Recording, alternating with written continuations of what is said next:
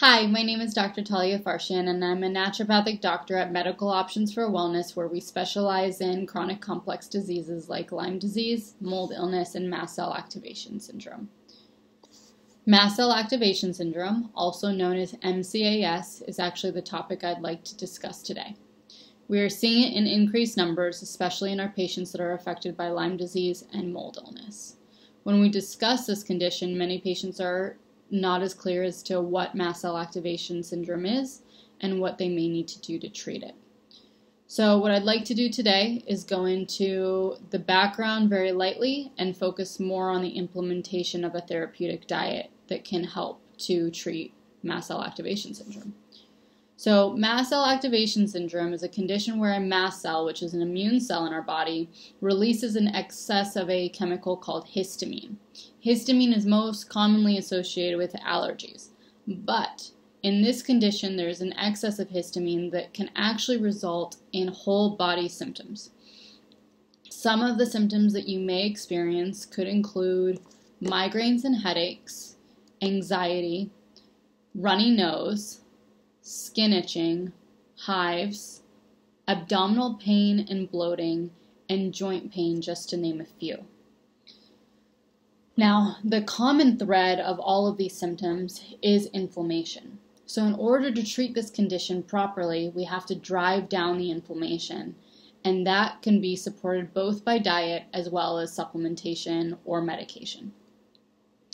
In our experience, in order to successfully treat this condition, we find that a dietary intervention is the best first step.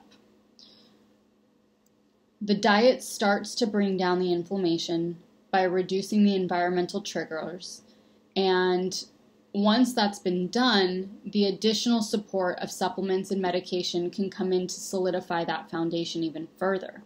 What we find is that the treatments work better, we need less agents, and they work for a longer term at that point. At the same time, the diet can be the most challenging part for our patients. Mast cell activation syndrome is a bit new to the wellness community, and there aren't as many practitioners talking about it and what you need to do to treat it. So that's what we're going to get into today, is how to properly manage it from a dietary approach. I'm going to go over the rules and then we'll go into more detail. So the diet that we suggest implementing is a low histamine diet, which we'll get into that a little bit further in a moment, avoiding fermented foods, and avoiding leftovers. So let's start with the low histamine component. So when we're looking at histamines, we know that almost all foods have at least a small amount of histamines in it. So it would be impossible to completely avoid them. However, depending on the food and how long it's been sitting out, the histamine levels can shift drastically. So item number one is to get a list of low histamine foods versus high histamine foods. We have one on our website that you can reference. There's also an app called All I Can Eat that's free for download that you can download, and actually when you're on the go you can check foods to see if they're high in histamine or not. Now first you look at that list, and then we have to look at, again, the preparation of food is actually impactful on histamine levels as well. So for example, if we took tuna fish, if you look up tuna fish is technically low in histamine. But if your tuna fish has been canned or has been sitting around between the boat and your plate, histamine levels actually have an opportunity to rise. So again, low histamine foods aren't just the foods that you choose, but also the preparation. Our ideal is that foods are as fresh as possible so that there's not enough time for the histamine levels to rise in the foods. Some of the big ticket high histamine foods are meat that's been sitting around for a while, citrus, spinach, and strawberries. Again, you can reference our handout that goes over some low and high histamine foods on our website, which is www.medicaloptionsforwellness.net. Item number two is avoiding fermented foods. So fermented foods have a natural fermentation process where the bacteria and the yeast in the foods actually can create histamines. And once these histamine levels accumulate over time, you can't destroy them. So again, anything that's fermented can actually be very high in histamine. So examples of fermented foods include yogurt, and that includes your coconut yogurt. I get that question quite a bit actually. Sauerkraut, kimchi, kombucha, alcohol is a big one for people, and it can even include soy sauce, miso, anything that's actually been fermented is what you want to keep an eye out for. That includes cheese as well. So that's something that you want to take into consideration, that fermented foods can actually be a part of this histamine excess as well. Next one is no leftovers. So avoiding leftovers, similar to the fermentation process in fermented foods, leftovers similarly ferment. So when you eat leftovers, you have a higher level of histamine content in them. So ideally, we're asking our patients to eat out of the freezer, to cook things quickly, put them in the freezer, and eat out of the freezer. When you freeze it, it actually stops that histamine production and keeps the histamine content in food low. So that segues actually really well into the next step, because obviously whenever you need to start a diet, you also need to think about your shopping process. So let's go through that. So if you shop at grocery stores, what you want to do is find out when the groceries, the vegetables get delivered to the grocery store. That's an ideal day to go and get your produce. Another thing that you can do is always pick from the back, because that's where they put the freshest, newest foods, is always in the back. So if you pick from the back, you have a higher likelihood of having fresher food. Now, at the grocery store, another tool that you can utilize is the frozen food section. So if you go to the frozen food section, there are frozen vegetables, even frozen rice that you can use, and you can keep those things in the freezer for a rainy day or when you hadn't prepared as much. That can be a really nice way of doing it.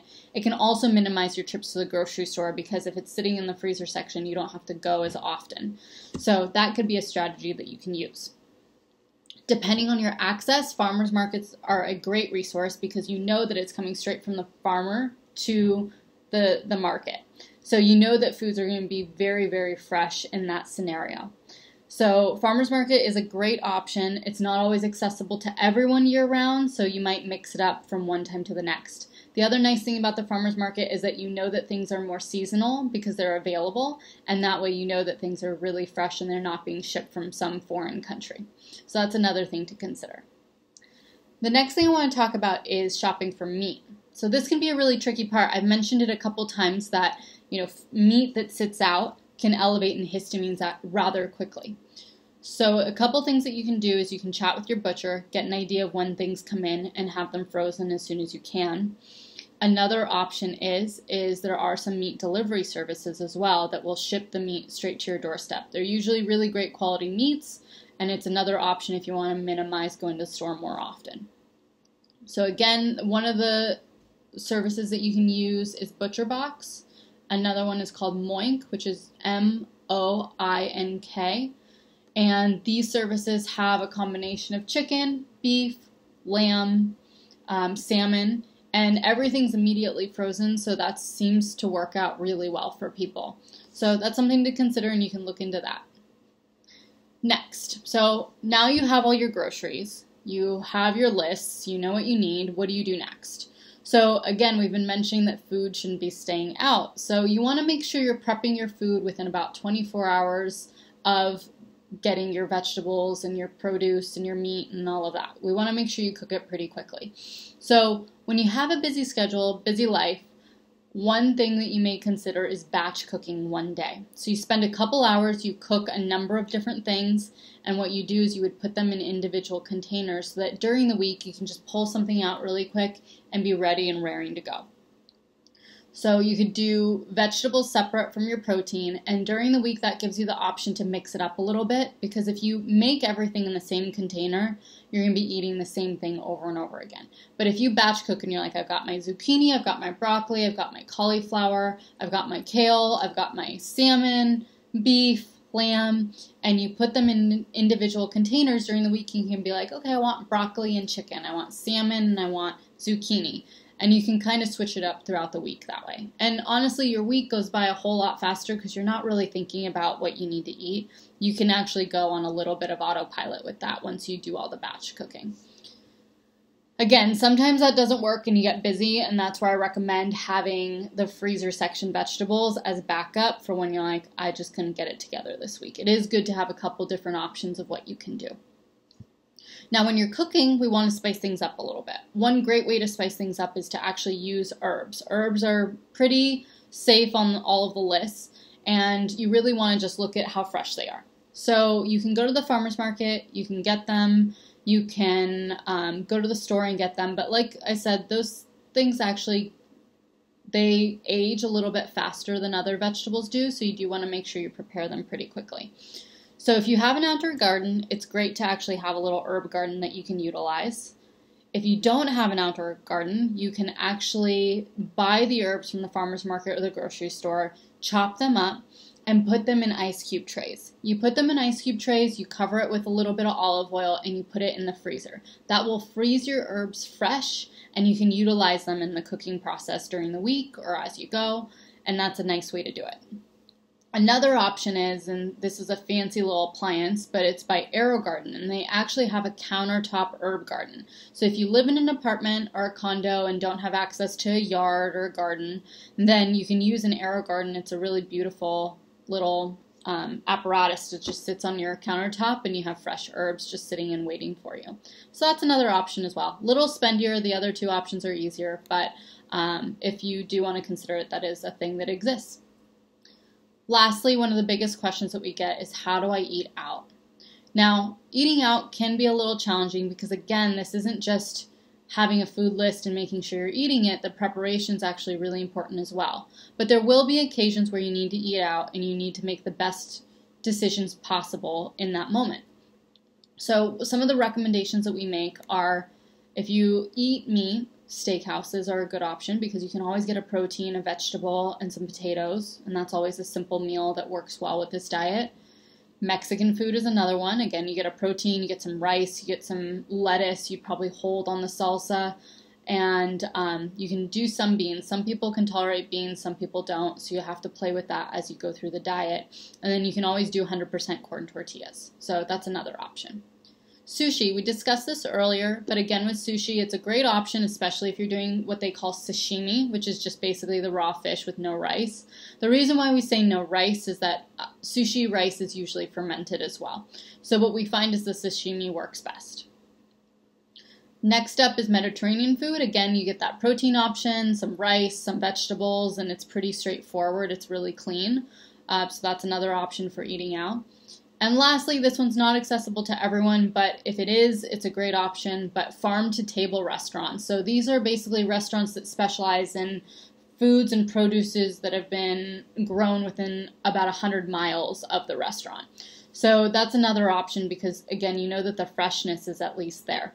Not accessible in the whole country, but if you are living on the coast or live near a place that has a lot of agriculture, it may be something that you want to look into.